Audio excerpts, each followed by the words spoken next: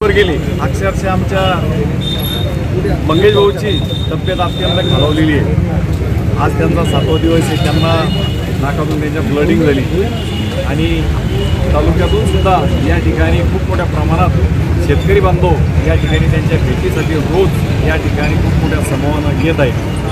तरी प्रशासनाची या ठिकाणी खूप मोठ्या प्रमाणात दीर्घाई आहे। प्रशासनाचं दुर्लक्ष आहे, कारण की शेतकरी या ठिकाणी खूप मोठ्या प्रमाणात हवालदिल झालेला आहे। हे आपले भाऊ शेतकऱ्याच्या मागणीसाठी, शेतकऱ्याच्या हितासाठी त्यांनी आपल्या जीवाची सुद्धा या ठिकाणी पर्वा न करता आज ते या ठिकाणी बसलेले आहे। तरी मी या ठिकाणी एवढंच सांगेल की पहिल्या दिवशीपासून ते आजपर्यंत या ठिकाणी जिल्हाधिकारी स्वामीसाहेब यांनी येऊन या ठिकाणी या मागण्या मान्य करायला हव्या होत्या। किमान या ठिकाणी येऊन भेटून तरी त्यांनी जायचं होतं। मी एवढंच सांगू इच्छितो की उद्या तरी या ठिकाणी प्रशासनाच्या वतीनं जिल्हाधिकारी स्वामी साहेबांनी येऊन आमचे मंगेश भाऊ साबळे यांच्या ज्या मागण्या असतात त्या मागण्या आपण पूर्ण कराव्या आणि मंगेश भाऊचं उपोषण या ठिकाणी त्यांच्या मागण्या मान्य झाल्यानंतर हे उपोषण सोडवण्यात येऊ। यांच्या उपोषणाचा आजचा 7वा दिवस। आपण 7 घंटेसुद्धा उपाशी राहू शकत नाही। तर या 7 दिवसाची घंटे मोजा, किती घंटे झाले, काय म्हणत असेल त्यांचं प्रशासनानं खूप मोठी दिरंगाई केली। प्रशासनानं या ठिकाणी येऊन त्यांच्या काय अडीअडचणी हे जाणून घ्यायला पाहिजे होते, ते याला तयार नाही। त्यांनी कलेक्टर साहेब असतील, पालकमंत्री असतील, यांनी उद्या तरी या ठिकाणी यावं आणि त्यांच्या समस्या जाणून घ्याव्या आणि उपोषण कुठेतरी थांबावं हीच आमची अपेक्षा आहे। शेतकरी एकजुटीचा विजय असो, शेतकरी एकजुटीचा विजय असो। गेली 7 दिवसापासून आपले सरपंच मंगेश साबळे हे उपोषण करीत आहे आणि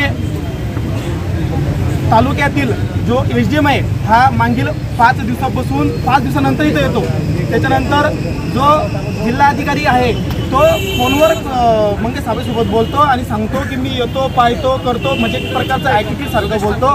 माझी सगळ्या पत्रकारांच्या देखत, सगळ्या कार्यकर्त्या देखत, सगळ्या दादासोबत सगळ्या देखत एक विनंती आहे की साहेब, जर उद्याच्या उद्या तुम्ही जर इथं येऊन भेट घेतली नाही तर याचा उद्रेक इतका भयानक होऊ शकतो की आजपर्यंत तुम्ही हिंदू आणि मुस्लिम यांच्यामधली दंगली पाहिलं आहे। फर्स्ट टाईम तुम्ही ह्या महाराष्ट्राच्या इतिहासामध्ये फर्स्ट टाईम तुम्ही शेतकऱ्याची दंगलसुद्धा पाहणार। माझी एकच विनंती आहे साहेब की उद्या सोमवार आहे, उद्याच्या उद्या माननीय जिल्हाधिकारी किंवा पालकमंत्र्यांनी इथं येऊन मंगेश भाऊ साबळे यांच्या ज्या मागण्या आहेत त्या त्वरित मान्य करावा व पुढील प्रस्ताव सादर करून लवकर त्या मागण्या मान्य करावा एवढी विनंती होती।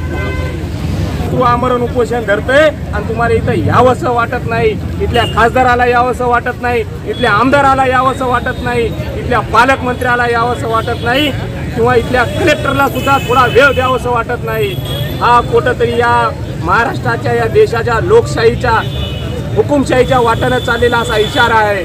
खरं तर मी मंगेश दादाला विनंती करतो की आपण मराठवाड्यामध्ये प्रत्येक तालुक्यात जा, तुमची तेवढी क्रेज आहे, तुमचा ते पिंड नाही उपोषण करण्याचा। एक घाव 2 तुकडे, लातो के भूत बातों से नाही मानते, त्याला लाथनच उत्तर द्यायला लागल।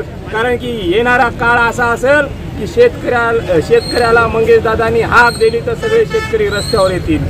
पण मंगेश दादाला विनंती आहे, शिर सलामत तो पगडी 50, त्याप्रमाणे आपण उपोषण सोडा आणि महाराष्ट्रातला शेतकरी तुमच्या मागे खंबीरपणे उभा राहील।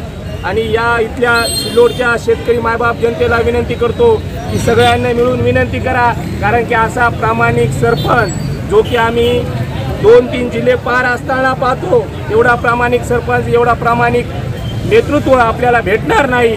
आणि या नेतृत्वाच्या पाठीमागं खंबीरपणे राहा आणि यांना विनंती करता की मंगेश दादा हे उपोषण सोडा। तुम्हाला शेतकऱ्याचं नेतृत्व करायचंय, तुम्हाला बच्चू कडू नंतर शेतकऱ्याचं कैवारी व्हायचंय। तुमच्यासारख्या तरुण नेतृत्वाची आज महाराष्ट्राला नव्हे, मराठवाड्याला नव्हे, देशाला गरज आहे। आपण असा टोकाचा निर्णय घेऊ नका आणि उपोषण सोडा। सर्व शेतकऱ्याच्या विनंतीला मान द्या आणि उपोषण सोडा, एवढंच सांगतो. जयंत कुमार. आज दूसरे तालुके से आकर मंगेश हावड़े आज जो कुशन को बैठे 7 दिन, तो शर्म की बात है जो आज 7वां दिन निकल चुका है, लेकिन यहाँ के हमारे औरंगाबाद जिले के कलेक्टर को शर्म नहीं आ रही। यहाँ के पालक मंत्री जो अपने संजय सिरसाट, उन्हें तो सबसे ज़्यादा शर्म आनी चाहिए। और रही बात जो भी अपने मुख्यमंत्री देवेंद्र फडणवीस, इससे पहले अभी हम 5 दिन से लगातार मंगेश हावड़े के साथ में हमारी कोर कमेटी बनी 17 लोगों की। हम 17 लोगों के ऊपर फैसले, इससे पहले हमने रास्ता रोका आंदोलन करा, अपने यहाँ पर निर्देश दिए, उसके बाद आज बाजार बंद करा, सबने साथ दिया। मैं सभी का दिल से शुक्रिया अदा करता हूँ।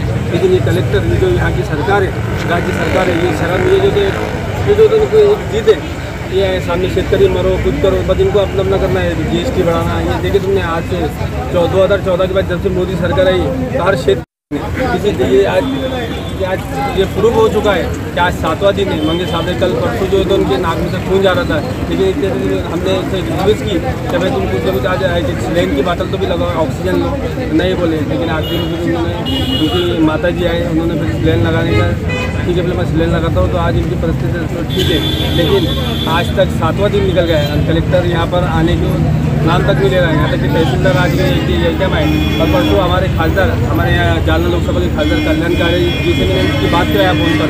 आपने बाद में भी देखे होंगे आज गाँव गरीब पूरे बाद में।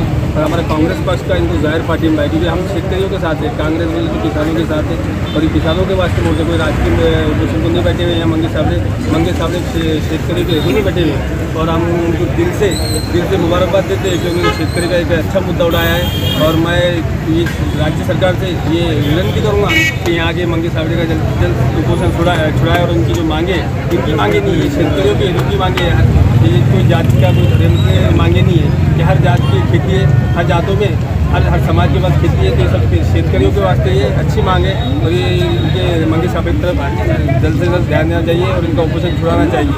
और अगर इसके बाद अब कल तक चांस है, सोमवार का अगर मिल गया, मंगल तक मिल गया, उसके बाद हमारा 1 किलो आंदोलन सिल्लोड शहर में होगा। इसका पूरी जबाबदारी प्रशासन देंगे। चाटून गेल्या, अक्षरशः जनावरे मेले, माणसं मेले, उघडे पडले, आणि पांडवाच्या वेळेस जसं रुक्मिणीला वस्त्राहन घालण्याची वेळ आली होती, की पांडवाला विनंती केली आपल्या कृष्णाला संकटाला की धावा. अशा धाव्यासाठी काही माई माऊली उघडे आहेत. मी प्रशासनाला अशी विनंती करतो, आणि भारत स्वातंत्र्य झाल्यापासून जे खासदार आमदार आहेत जगातले, आजी माजी आणि आजी यांच्याकडे कोट्याधीशाची माय आहे. यांनी तर मी असं म्हणतो की माणूस जिवंत राहण्यासाठी यांचे पेन्शन, यांचे पगार, आणि या कर्मचाऱ्याला सुद्धा अशी विनंती करतो की आपण एका शेतकऱ्याच्या पुत्रासाठी नव्हे तर इथला शेतकरी हा कुठल्याही समाजाचा असेल, त्यांच्या घराची चूल पेटवण्यासाठी आपण आपल्या मनातली आशा आकांक्षा ठेवून आपण एक दिवस उपाशी राहायचं. म्हणून 1 महिन्याचं धान्य यांना द्यायचं, पैसा द्यायचा, कपडा द्यायचा, मदत द्यायची. जर यावेळेस तुम्ही प्रशासन जरी झोपला असाल, पण याच्या निवडणुकीच्या काळामध्ये तुम्हाला याचा प्राचित्य भोगावं लागेल. आणि या शेतकऱ्याचा जीवनाचा नारा आहे, जे जवान जे किसान, जो जवान शेतात सीमेवर काम करतो, रात्रंदिवस देशाचे रक्षण करतो, त्याचप्रमाणे शेतीत रात्रंदिवस वीज पाणी इचू काट्यासारखा जिवंत जगतो. आणि मंगेश हावड़ेसारखा इथला शेतकऱ्याचा मुलगा शेतीसाठी काम करतो, गरीब शेतकऱ्यासाठी काम करतो. इकडे प्रशासनाला लक्ष नाही का? माणसं मरायला लागले, याचा विचार करा. आणि याचा इतिहास वेगळ्या प्रकारचा नोंदवला जाईल, हे लक्षात घ्या. ही काही क्रांतीची भावना नाही, पण तुम्ही विचार करा की 4 जागतिक देशामध्ये काय झालं. तरुण उठला आणि सत्ता पालटण्याचा प्रकार करायला लागला. इथं जातीपातीचा आणि कुठलाच प्रक्षेत्र नाही. इथं माणूस जगला पाहिजे. माणूस गरिबीतला गरीब माणसाची चूल अवतीच झाली. श्रीमंताला श्रीमंत करण्यासाठी राजकारण करता का? खरं म्हणजे लोकशाही का हुकुमशाही याचं प्राचित्य तुम्हाला काही दिवसात कळेल आणि इतिहास नोंद होईल. धन्यवाद. या ठिकाणी मी जास्त काही बोलत नाही.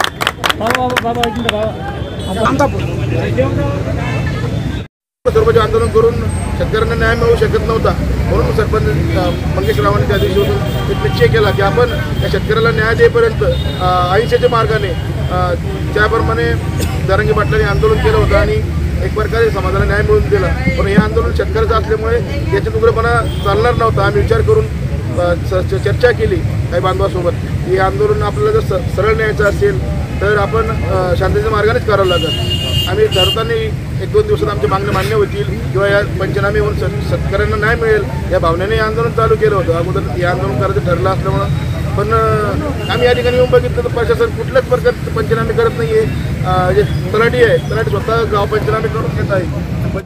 हा शेतकरी लोकांना खायला देत होता आणि मी स्वतः बघितलं त्या ठिकाणी एक बिस्किटच्या पुढे वाटत होतं कोणीतरी आणि ते शेतकरी रांगेत उभे होते. किती लज्जास्पद गोष्ट होई थू आमच्या जिंदगीवर की जर शेतकऱ्याला अशा प्रकारे भीक मागावं लागत आहे म्हणजे बोलायला शब्द नाही आहे माझ्याकडे. आम्हाला तर असं आंदोलन करत शेवा नाही असं वाटतं की एखादा, पण आम्ही बोलू शकत नाही कारण की आमचं आंदोलन लोकशाहीमध्ये आहे. जर सरकारने मंगेशरावाच्या आंदोलनाची दखल घेतली नाही आणि लवकर आमच्या मागण्या या ठिकाणी पूर्ण केल्या नाही किंवा आम्हाला आश्वासन दिलं नाही तर आम्ही शेतकरी पुत्र म्हणून या ठिकाणी सर्व एक तुम्ही मंगेश साबळेचं बळी घेशाल ना तर एक प्रत्येक घरातून या ठिकाणी मंगेश साबळे निर्माण होईल. आणि कोणते मंगेश साबळे तुम्ही रोखून दाखवणार आणि तुम्ही कुठे जाणार? तुमचे बंगले तिकडे जाणार का? आसाममध्ये तुमचे बंगले बाहेर देशामध्ये दुबईमध्ये तिकडे जाणार का? आणि तिकडे किती दिवस राहणार तुम्ही? आणि प्रत्येक तरुणाने जर या ठिकाणी अशा प्रकारे विचार केला आपल्याला वाटतं लोकशाही आहे सगळ्या गोष्टी या ठिकाणी चालू आहेत तर लोकशाही मार्गाने तुम्ही आंदोलनाची दखल का घेत नाहीये? आणि मीडियाचं एका बांधव समाजाचं बोलणं झालं सोशल मोठ्या मीडियासोबत त्यांचं म्हणणं आहे की आम्हाला मुख्यमंत्री साहेबांचं म्हणजे वरून मंत्रालयातून आम्हाला लेटर आलेलं आहे की बातम्या लावू नये. सर्व प्रकारचं या ठिकाणी किती मोठं आंदोलन या ठिकाणी झालं. काल रस्ता रोको झाला. कोणत्या मोठ्या मीडियाने दखल घेतली हो? काय चुकलं आमचं? या ठिकाणी दोन भावात बांधणं झाले बांधा राहून एका भावाने एका लोकात पावड टाकलं बातमी लागते एका भावाने टाकलं बांधा राहून पावडं किती बातमी लागते 1 घंटा. एका आमदाराने त्या ठिकाणी कोणती का नवीन गाडी घेतली म्हणे कोणती काय टेकला का टुकला काही गाडी घेतली म्हणे ती बातमी 2 दिवस चालली आणि या आंदोलनाच्या या ठिकाणी माणूस मरायला आलं. हजारोच्या संख्येने या ठिकाणी लोक आंदोलनात सहभागी होत आहे. रस्ता रोको त्या ठिकाणी भव्य मोठं झाला. पूर्ण महाराष्ट्रात शेतकरी आंदोलन करताय मंगेश साबळेंना सपोर्ट करण्यासाठी. मग सरकार झोपलंय काय? सरकार आहे कुठं? मुख्यमंत्री आपल्याला लागतो कशाला? नको नाही मुख्यमंत्री द्या राजीनामे हिंडा फिरा विदेशात जा त्या कलेक्टर सारखं तुम्ही पण त्या हैदराबादला निघून जा दुबईला निघून इकडे तुमची काशी करा. आम्हाला नको हे सरकार. आम्हाला हे सरकार मान्य नाही आहे. तुम्हाला जर आमचं शेतकऱ्याचं जगणं मान्य नाही ना तर आम्हाला हे सरकार मान्य नाही आहे. तुमची काशी करा. आम्ही हे बघून घेतो राज्य काय करायचं. सगळे तरुण शेतकरी वर्ग आपल्या स्वतःच्या हिमतीने आम्ही सरकार स्थापन करू. आम्ही बघू काय करायचं. तुम्हाला आमच्या मागणी शेतकऱ्याचं मान्य करणार नसेल तर शेतकरी बघून शेतकरी सर्व मिळून सरकार तयार करेल. शेतकरी स्वतःसाठी जगल. या शेतकऱ्याचं या ठिकाणी शेतकऱ्याचं राज्य म्हणतात कृषीप्रधान राज्य म्हणतात आणि शेतकरी का बिस्किटच्या पुढे रांगेत उभं राहतो. थू मुख्यमंत्र्याच्या जिंदगीवर थू या सरकारवर. सर्व दोन्ही उपमुख्यमंत्री आणि मुख्यमंत्र्याच्या या असण्यावर या पदावर चुकतो आम्ही सर्व शेतकरी एवढंच या ठिकाणी बोलतो. आणि जर मंगेशरावाच्या आंदोलनाची सरकारने लवकरात लवकर दखल घेतली नाही उद्याचा दिवस हा 12 वाजेपर्यंतचा अल्टिमेटम आम्ही सरकारला देतोय. उद्या 12 वाजेपर्यंत जर सरकारने दखल घेतली नाही तर प्रत्येक घरातून मंगेश साबळे पैदा होईल. प्रत्येक घरातून हा मंगेश साबळे निघन. प्रत्येक माणूस हा शेतकरी हा रुग्ण घेऊन या ठिकाणी सत्तेवर काबीज होईल आणि शेतकऱ्याचा न्याय मिळवून देईल. एवढंच या ठिकाणी बोलतो. धन्यवाद.